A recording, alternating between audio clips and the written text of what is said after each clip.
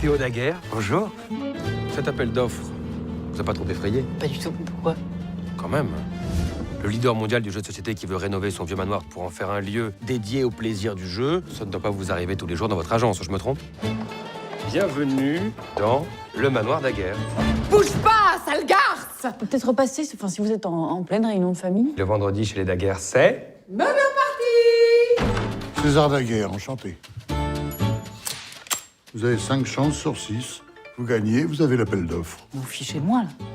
C'est de l'humour. Bon, c'est de l'humour de papa, mais c'est de l'humour. Il est mort. Je viens de tuer César. Et je suis parmi vous. Si tu ne me démasques pas, tu meurs. Liste des suspects. Théo, Salomé, Joe, Léna, Armand, Hercule devraient jouer à 3 jeux. Amusez-vous bien. Chaque jeu libérera un indice sur mon identité. Il y a un tueur fou dans la maison et vous allez jouer à des jeux. Si tu joues pas, tu meurs. Tu crois que ça existe, une famille normale? Vous êtes juste la preuve vivante du contraire. Hein.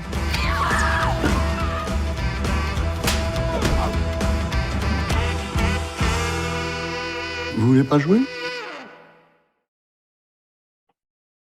NICHOLAS Pleskov, thank you so much for joining us on Screen Watching, and congratulations on this this wonderfully enjoyable film, Murder Party. Thank you so much for joining us. Thanks for having me. Thanks a lot. You clearly have a very natural storytelling feel for this sort of genre, and it's certainly back in favor with films like Knives Out finding a big audience. Tell us about the origins of this story, how it came to you and your co-writer. Yeah. First, I have to say that you may not believe me, but I still have not seen Knives Out. No, I don't believe you at all. No, we're cutting that out. Because I began to write the film in 2014, so Knives Out was not even existing.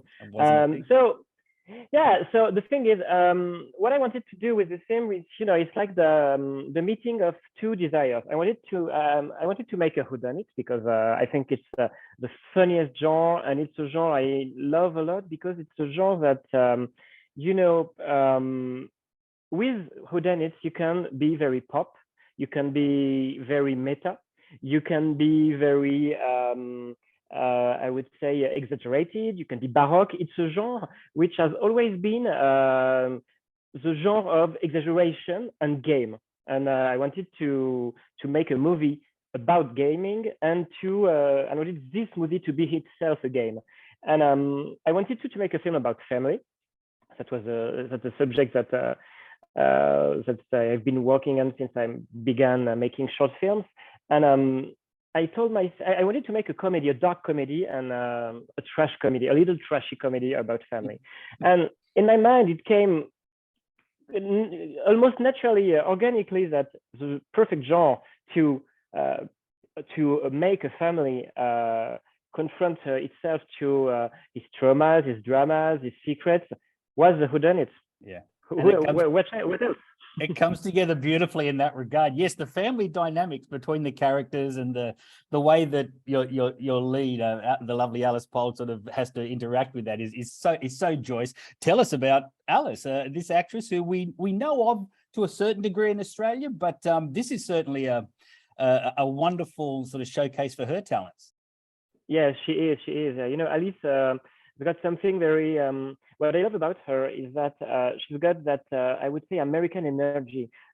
She can play comedy, but she can play drama, and she just switched from one to the other with a lot of natural and facility. And French actors tend to be classified in certain genres. You got comedy actors, you got drama actors, but they do not go from one to another so easily. And Alice can do that. So she's been a really natural choice, and above all that, she's closer to the character than we thought she would be. Is there more of a story there? That's interesting. Maybe we should go down that path. That's it. Well, when talking about French actors and French actresses, you had in your cast the grand dame of French cinema, this amazing actress, Miou-Miou. I hope I pronounced that correctly. Yeah. Miou-Miou. Miou-Miou. I'm sorry, Miou-Miou. Yeah. Tell us about a film set that features someone of that stature and someone of that experience. What does she bring to an ensemble film like Murder Party? Miou-Miou and Eddy Mitchell and are really famous people in France, and it brings this kind of movie. Since beginning of times, this kind of movie has always been a big casting movie. What is fun is to put people who are very famous together and make them play together. It's kind of a tradition of the whodunit, and I wanted for my film to have big stars if it was possible. And I'm so proud that I had to work with Miou-Miou and Eddy and all the cast. What it brings to the cast is a kind of, she's a piece of history of cinema in France.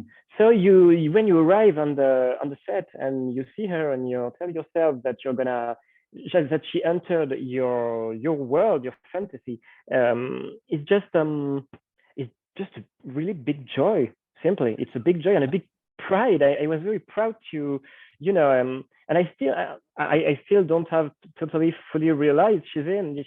I've seen the film multiple times, and every time I watch it, it's Miou-Miou, yes, it's my film, and it was really for me aside the fact that she's a great actress, it was a piece of dream for me, a piece of, okay, I'm in it. Oh, and to see her on screen is a dream for fans of her down here in Australia too. That's going to be wonderful to see her on the big screen. I mentioned this to you before the interview.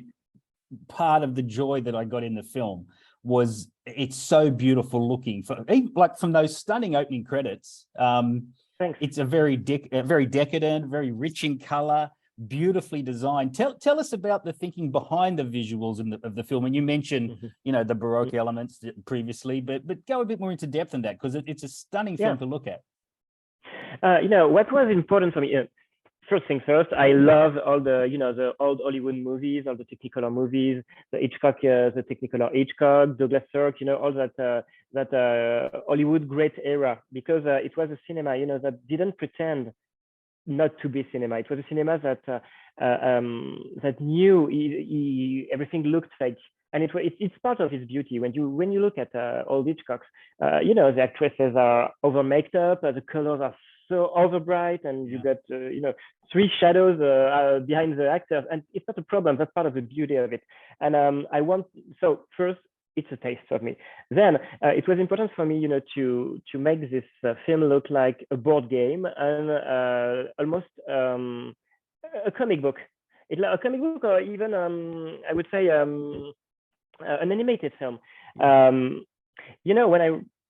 First, it's a film about gaming, and it's a film about board games. So I wanted the place to look like a live board game first.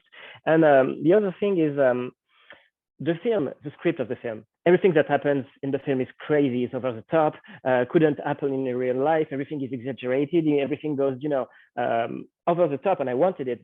And I told myself, I just cannot tell this story in a naturalistic universe.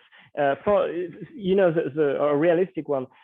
If I wanted the viewer to believe to the craziness of the film, the universe had to be adjusted to the craziness of what it's telling.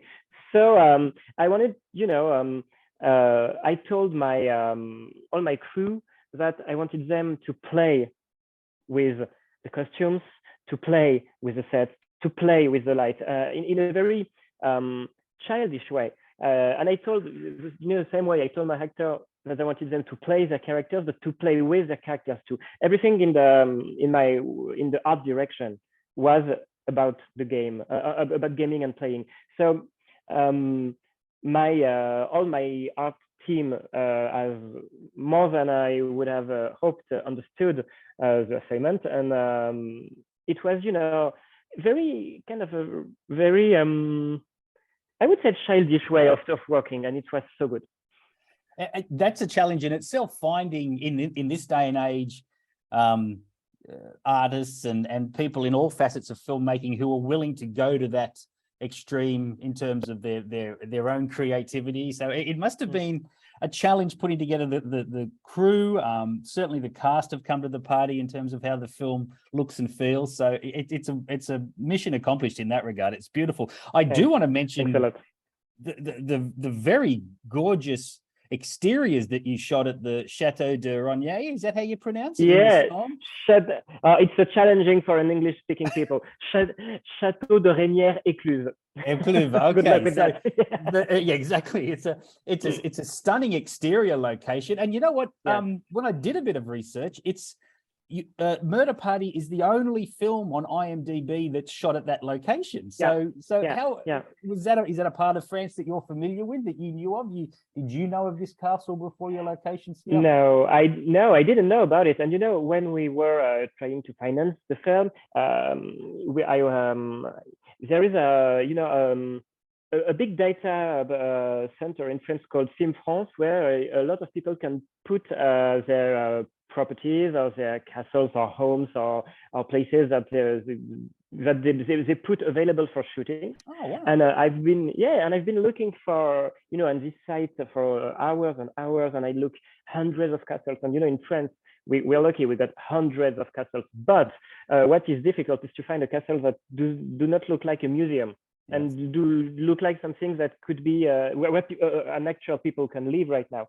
And after having looked at hundreds of them, I see this castle. I look at the picture and I say, okay, it's the one. I'm sure it is the one, because this castle has something so absurd. It's really beautiful, but it mixes all genres, all times. You just don't really know where you are. It's like out of everything. And I went to visit it with my artistic crew, and there was just not a chance that it wouldn't be this one. So we shot almost everything in the castle, including the cave and the underground. That was in the castle too. And I wouldn't have even considered that they'd let you shoot inside or create inside. That's amazing. Yeah, only 3 rooms were not in the castle. It was the bedrooms, the game rooms. So the Kill the Bride room and the evasion room, the escape game room.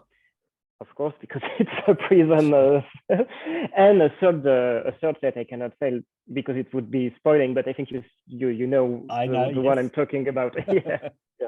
Oh, it's such an enjoyable film. I'm so pleased to be able to talk to you. And when you're making a film like this, and it's for pure enjoyment, for both in the production of it and in the watching of it, what do you hope Australian audiences take away from the film? What do you, if you were able to talk to them coming out of the cinemas that it's playing in, what do you hope to see in their reactions? I would like them to be surprised, because when you go to see a whodunit, what you want first is to be surprised, and I hope it will surprise people. I want them to laugh, really, because it's a comedy, and I worked a lot on the comedy side of the film. I want them to. I hope it's an eye pleaser. I want them to enjoy a real. Every film must be seen in cinema, in my opinion. Yes, but when I made this one, I really thought about the big experience of the big screen, the work, because the bright colors and the way I played with composing and symmetry. I wanted it to be like a bunch of like a ride. A color ride that I don't know if it makes sense. Yeah, no, it does. Yes. Yeah, and I wanted people to I wanted it to be a visual fest. I really wanted it, and I want people to, and one thing that I'm curious to see is how because in France the film is seen as very American English and Anglo-Saxon. People say in France that it's got something very Anglo-Saxon in it. I don't know how we say in English, Anglo-Saxon, Anglo-English. It's sort of like it has a feel of both Western cultures and the French. And yes, exactly. But when the film is seen, the first reactions I had from audiences in Australia and New Zealand were it is so French. So it's kind of funny because I really, I'd really like to know what in the head of people in Australia makes the film so French. And I'm very, so if you see this, just DM me. I want to know what is so French. I may have a little idea because of the end, but I just want people more generally, I want people to be, to be amused, to be pleased, and to have fun. Really. I think that's all but guaranteed that the film is all of those things. And it's been such a joy to talk to you, Nicholas. Thank you so much. Thank you very much. Murder Parties in cinemas on July 28, and it's congratulations. It's a wonderful achievement. All the best, mate. Thanks a lot. Thanks a lot. Bye. Bye.